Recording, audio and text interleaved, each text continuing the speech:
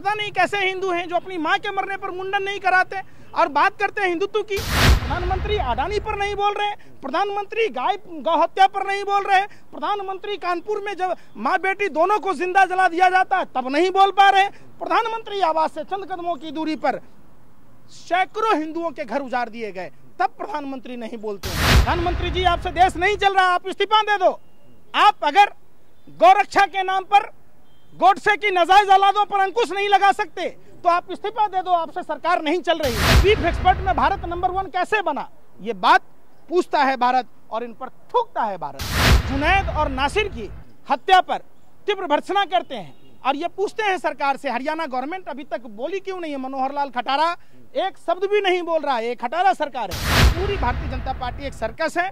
4 लोग मदारी का खेल दिखाते हैं, उधर सांप का खेल दिखाते हैं, कोई तोता का खेल दिखा रहा, कोई बंदर का खेल दिखा रहा, कोई भालू का खेल दिखा रहा। और प्रधानमंत्री के संरक्षण में, केंद्र सरकार के संरक्षण में गाय के मांस का बिक्री होता है, विदेशों में भेजा जाता है।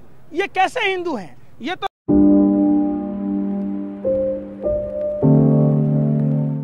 गोरक्षकों का आतंक एक बार फिर देखने को मिला है। हरियाणा में 2 लोगों को जिंदा जला दिया गया। आरोप बजरंग दल और गोरक्षकों पर है। पुलिस की मिलीभगत पे भी आरोप लगाए जा रहे हैं कि पुलिस ने लिया है। और निश्चित तौर पर ये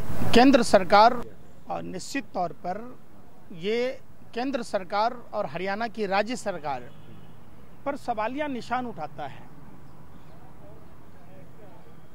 एक गोडसे के लोग जो देश का पहला आतंकवादी था, वो आतंकी एक बार फिर से सक्रिय है देश में और वो प्रशासनिक चीज़ों को समझ नहीं रहा। सवाल सबसे बड़ा होता है कि जिस गोरक्षा के नाम पर आए दिन लोगों को मौत के घाट उतार दिया जाता है, जिंदा जला दिया जाता है, मॉब लिंचिंग किया जाता है, तो ये पूछता है भारत कि जो भारत बीफ एक्सपर्ट में नंबर 1 कैसे बना। प्रधानमंत्री मोदी जी, आप गाय का गौ नहीं बोल पाते, प्रधानमंत्री जी हकलाते हैं और प्रधानमंत्री के संरक्षण में, केंद्र सरकार के संरक्षण में गाय के मांस का बिक्री होता है, विदेशों में भेजा जाता है। ये कैसे हिंदू हैं? ये तो वो वाले पता नहीं कैसे हिंदू हैं जो अपनी माँ के मरने पर मुंडन नहीं कराते और बात करते हैं हिंदुत्व की। आप जब कश्मीर में जाएंगे, कश्मीरी पंडित 8 महीनों से वेतन बंद है, कश्मीरी हिंदुओं को घर पर बुलडोजर चलाया जा रहा है। कानपुर की घटना आपने देखी होगी, जिंदा जला दिया गया। ब्राह्मण परिवार की माँ बेटी दोनों को, उस बिटिया को जो गृहस्थ जीवन में सूत्र में बंधने वाली थी और उसको मार दिया गया। प्रधानमंत्री बोल नहीं रहे। प्रधानमंत्री जो लगातार बोलते थे, प्रधानमंत्री चीखते थे, चिल्लाते थे, गूंगे और बहरे हो गए। प्रधानमंत्री की आवाज आज देश सुनने को कान तरस रहे हैं पूरे देश के लोगों को कि प्रधानमंत्री अडानी पर नहीं बोल रहे, प्रधानमंत्री गौ हत्या पर नहीं बोल रहे, प्रधानमंत्री कानपुर में जब माँ बेटी दोनों को जिंदा जला दिया जाता है तब नहीं बोल पा रहे, प्रधानमंत्री आवास से चंद कदमों की दूरी पर सैकड़ों हिंदुओं के घर उजाड़ दिए गए तब प्रधानमंत्री नहीं बोलते हैं। प्रधानमंत्री के आवास से चंद कदमों की दूरी पर मंदिर में, शमशान घाट के मंदिर में पानी के लिए बिटिया के साथ दरिंदगी होता है तब प्रधानमंत्री नहीं बोलते। प्रधानमंत्री की निर्लज्जता, बेशर्मी से पूरा देश परेशान है। प्रधानमंत्री तो कहते हैं गाय के नाम पर हत्या नहीं होनी चाहिए। ये बात तो बोलने में और करने में फर्क है ना। प्रधानमंत्री के कथनी और करनी में लगातार फर्क है। प्रधानमंत्री जितनी भी बातें 2014 से पहले बोलते थे, ठीक उसके विपरीत काम कर रहे हैं। ये देश प्रधानमंत्री से जानना चाहता है, प्रधानमंत्री जी, आपसे देश नहीं चल रहा, आप इस्तीफा दे दो। आप अगर गौरक्षा के नाम पर गोडसे की नाजायज औलादों पर अंकुश नहीं लगा सकते तो आप इस्तीफा दे दो, आपसे सरकार नहीं चल रही है। आप लॉ एंड ऑर्डर नहीं संभाल पा रहे। आपका गृह मंत्री खुद एक अपराधी है और पूरी अपराधियों की समूह गृह मंत्रालय में है, चाहे वो निशित प्रामाणिक हो या अजय मिश्रा टेनी हो या नित्यानंद राय हो या अमित शाह जी हो, सारे अपराधी हैं। कब कौन सा गुंडा वजीर हो जाए ये नहीं पता। आज हकीकत में देखने को मिलता है सारे गुंडे में वाले गृह मंत्रालय में बैठे हैं, वो क्या लॉ एंड ऑर्डर संभालेंगे? सबसे बड़ा सवाल होता है कि जब गौ हत्या पर लगातार मॉब लिंचिंग हो रही है गौ हत्या के नाम पर, तो बीफ एक्सपर्ट में भारत नंबर 1 कैसे बना? ये बात पूछता है भारत और इन पर थूकता है भारत। ये इनके संरक्षण में गाय के मीटों का व्यापार हो रहा है, उसको संभाल नहीं पा रहे।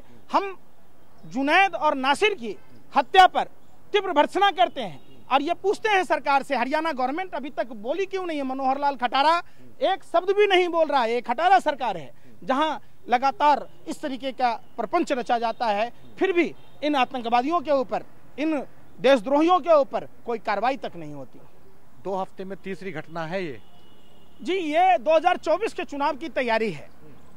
लगातार ये सरकार विफल रही है देश चलाने में। अब ये हिंदू मुस्लिम का एंगल ढूंढने के प्रयास में लगी हुई है। आप देखेंगे जैसे जैसे 2024 नजदीक आएगा, इसी तरीके के हिंदू मुस्लिम से जुड़े हुए भावनाओं को आहत कराया जाएगा। दीपिका पादुकोण के कपड़ों पर ये भाजपा के हिंदू जाग जाते हैं, इनकी भावनाएं आहत होती है। लेकिन देश में जब इतने जुल्म और अत्याचार होते तो इनका हिंदुत्व नहीं जागता, इनका जमीर मर जाता है। ये कैसे हैं? और ये जानबूझकर धर्म का आड़ लेते हैं और नफरत की बात कहते हैं। अगर इनमें हिम्मत है तो ये बेरोजगारी पर बात करें। 72% MSME में जो रोजगार के अवसर बढ़ने थे, 12 करोड़ रोजगार देता है, उसका 72% वृद्धि तक नहीं हुआ रोजगार का। आप देखिए क्या हुआ। आप देखिए कि जहां उद्योग धंधे थे वो सारे बंद हो रहे, बेरोजगारी बढ़ रही है, महंगाई बढ़ रहा है, तो तमाम तरह की जो चीजें बढ़ रही है उस पर सरकार का कोई ध्यान नहीं है। और सरकार के लोग, पूरी भारतीय जनता पार्टी एक सर्कस है। 4 लोग मदारी का खेल दिखाते हैं, उधर सांप का खेल दिखाते हैं, कोई तोता का खेल दिखा रहा, कोई बंदर का खेल दिखा रहा, कोई भालू का खेल दिखा रहा। इसी काम में भारतीय जनता पार्टी लगी है। भारतीय जनता पार्टी को चाहिए कि गौ हत्या के नाम पर जो मॉब लिंचिंग देश भर में हो रहे हैं उस पर रोक लगाए। उस पर रोक तो लगाएं, लेकिन एक बात तो बताइए, पुलिस जो कार्रवाई नहीं कर पा रही है, पुलिस जो आरोपी है उन्हें नहीं गिरफ्तार कर पा रही है, और जो पिछली घटना थी 28 जनवरी को जो घटी थी उसे भी रोड एक्सीडेंट बता करके रफा दफा कर दिया गया। ऐसे कैसे हत्याएं रुकेंगी ये? देखिए, पुलिस के कुछ लोग रिश्वत के चक्कर में इस घटना को अंजाम देते। निश्चित तौर पर यह जांच का विषय है और इसकी संयुक्त संसदीय समिति से और CBI से जांच होनी चाहिए। यह एक जांच का मसला है कि आखिर इस तरीके का कुकृत्य बार बार होता है। न ही केंद्र सरकार, न ही हरियाणा की राज्य सरकार मुंह तक नहीं खोल पा रही। आखिर क्यों? ऐसी क्या व्यवस्था है, ऐसी क्या मजबूरी है? कहीं ये साजिश, षड्यंत्र और प्रयोग का नतीजा तो नहीं? ये बिल्कुल जांच का विषय है और जांच होनी चाहिए। जांच होनी चाहिए, लेकिन उससे पहले भी जांच हुई, उन्हें भी निकाल दिया गया। पुलिस मिली भगत की जो आप बात कर रहे हैं वही बात परिजन भी कह रहे हैं, और लेकिन कार्रवाई नहीं हो पा रही है। उल्टे उन लोगों पर केस हो गया जिनकी जान बच गई किसी तरीके से, उन पे गो तस्करी का केस लाद दिया गया। ऐसे कैसे समाज बन पाएगा, कैसे न्याय मिल पाएगा?